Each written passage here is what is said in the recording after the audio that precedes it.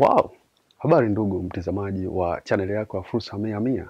Ni katika kipindi kingine tena ambapo upo nami Salum Simba, ambao natumai mzima wa afya, na karibu kwenye kipindi chetu cha leo ambapo tutazungumzia jinsi gani kuondokana na madeni.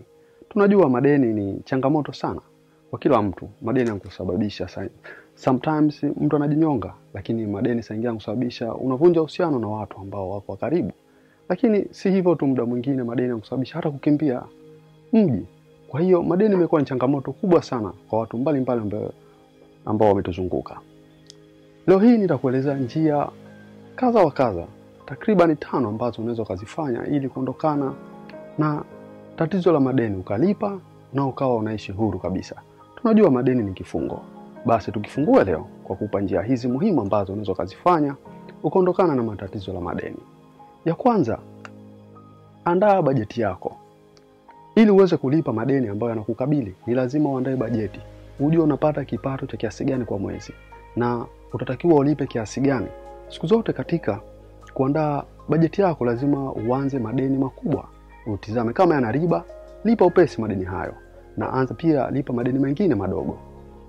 Lakini njia ya pili, ili uweze kuondokana na madeni, ni lazima ujue kwanza, uwe na piga tathmini, jua watu wote wanakudai, na upange mpango mkakati, ujue ni lini unatakiwa ulipe hizo pesa, na kwa kila mwezi utatoa percent gani katika mshahara wako ama kipato chako ulipe madeni. Lakini ili uweze kulipa madeni pia, njia ya tatu ni lazima uwekeze vitega uchumi.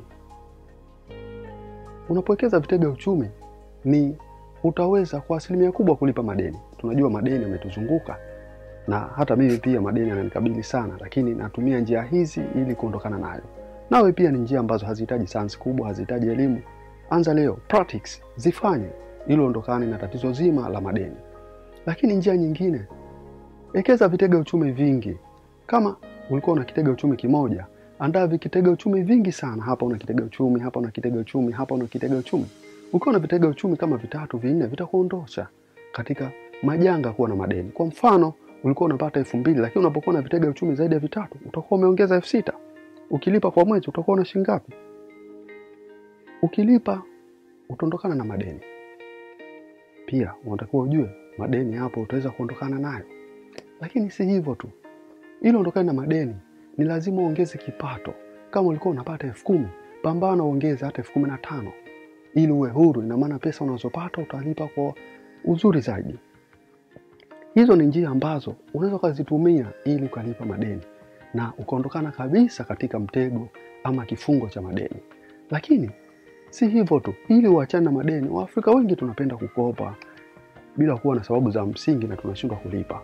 Hivyo ukitaka uondokane na tatizo la madeni, acha kukopa. Kwanza leo acha kukopa.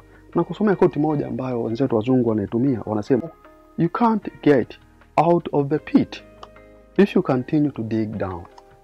Huwezi kuondokana na zirali ya madeni kama utakuwa unaendelea kukopa. So, unachimba shimo chini, lakini mwenyewe upo ndani ya shimo. Je, utatoka? Hebu jiulize. Hauwezi kutoka. Kwa hiyo kama hauwezi kutoka, ni lazima unatakiwa uondokane na zirali hizo. Kwa hiyo nimekuambia njia nyingi sana ambazo takriban ya 6 unaweza kuzifanya ili kuondokana na madeni. Nimekuambia ya kwanza, acha kukopa. Ya pili, tengeza kipato, ongeza kipato, ekeza pesa yako. Pesa usiweke